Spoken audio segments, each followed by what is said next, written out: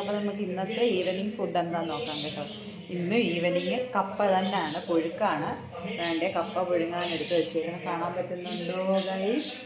കപ്പ, പിന്നെന്താണ് ബീഫ് കാണാൻ പറ്റുന്നുണ്ടോ ഗൈസ്? ബീഫ് റോസ്റ്റ് അല്ല, ഫ്രൈ ആണ് കേട്ടോ. ബീഫ് ഫ്രൈ ചെയ്തത് കണ്ടോ, കാണാൻ പറ്റുന്നുണ്ടോ? അപ്പോൾ ബീഫ് ഫ്രൈ, പിന്നെ നമ്മുടെ പതിവ് പോലെ സ്പെഷ്യലായിട്ടുള്ളത് മത്തിക്കറി താണ്ടേ അടുപ്പിലിങ്ങനെ വെച്ചേക്കുന്നു, വറ്റി വരട്ടെ. കാണാൻ പറ്റുന്നുണ്ടോ? അപ്പോൾ ഇത്രയും സംഭവം ഉള്ളതുകൊണ്ട് ഉണക്കമീൻ എടുക്കുന്നില്ല കേട്ടോ.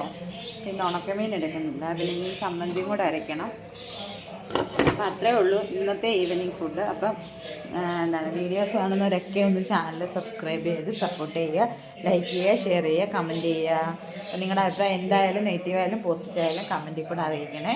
അപ്പോൾ ഓക്കെ, ബൈ ബൈ, അടുത്തൊരു വീഡിയോയിൽ കാണാം. ഓക്കെ.